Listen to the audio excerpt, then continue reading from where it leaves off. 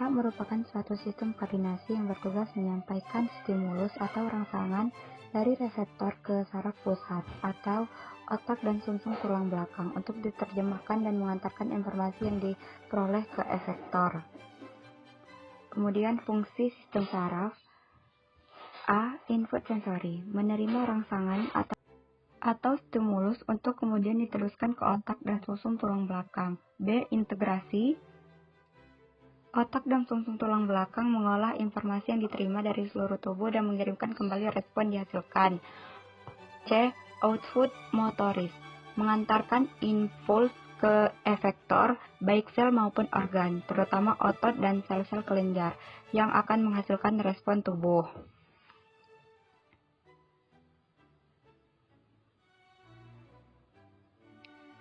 Sistem saraf terdiri dari dua bagian utama. Yang pertama, sistem saraf pusat. Yang kedua, sistem saraf tepi. Yang dimaksud dengan sistem saraf pusat ialah di sini terdapat lokasi di bagian tengah tubuh, terdiri dari otak dan sumsum tulang belakang. Kemudian, sistem saraf tepi terdapat di seluruh bagian tubuh kecuali otak dan sumsum tulang belakang.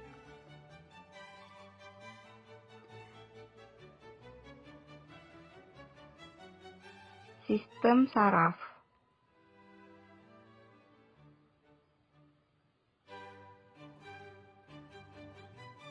Sistem saraf dibangun oleh jaringan saraf. Kemudian, jaringan saraf terdiri dari neuron dan sel-sel gila. Selanjutnya, neuron membawa atau mengantarkan impuls saraf. Lalu, glia merupakan sel-sel pendukung neuron. Sel-sel pada sistem saraf yang membawa impuls saraf disebut dengan neuron. Ini adalah contoh gambar neuron.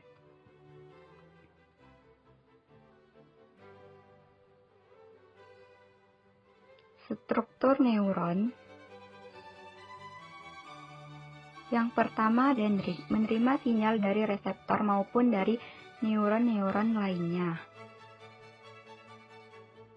Yang kedua, badan sel, terdiri dari nukleus dan organel-organel sel. Yang ketiga, akson, mengantarkan impuls ke sel-sel neuron lainnya, seperti pada gambar berikut. Bagian-bagian dari struktur, yang pertama dendrit, badan sel, dan yang terakhir akson. Tipe neuron berdasarkan fungsinya. Yang pertama neuron motorik, kedua neuron sensorik, dan ketiga neuron intermediate. Yang pertama neuron motorik. Neuron motorik berperan dalam mengantarkan sinyal saraf dari sistem saraf pusat ke efektor, umumnya ke otot dan sel-sel kelenjar. Yang kedua, neuron sensorik. Neuron sensorik menerima rangsangan atau stimulus seperti cahaya, panas, tekanan, dan zat-zat kimia serta menyampaikan informasi yang didapat. Yang ketiga, neuron intermediate.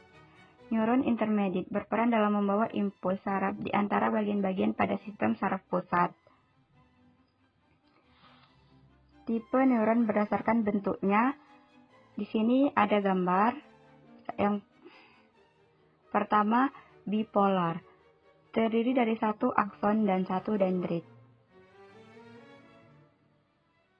2. Multipolar, terdiri dari satu akson dan banyak dendrit, seperti yang ada di gambar.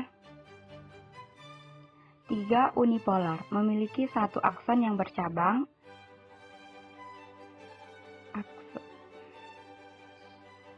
Anaksonik, terdiri dari banyak dendrit tapi tidak memiliki akson. Bagaimanakah proses penghantaran impuls saraf pada neuron?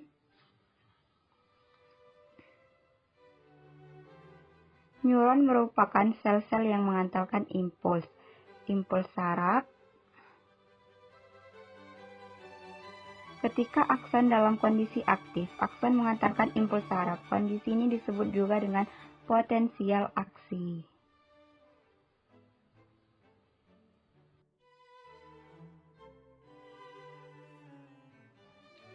Dan selanjutnya ada membran. Pada kondisi biasa, akson tidak mengantarkan impuls saraf. Bagian dalam akson bermuatan negatif dibandingkan bagian luar. dan potensial aksi dihasilkan melalui aliran ion bermuatan positif yang melewati membran akson.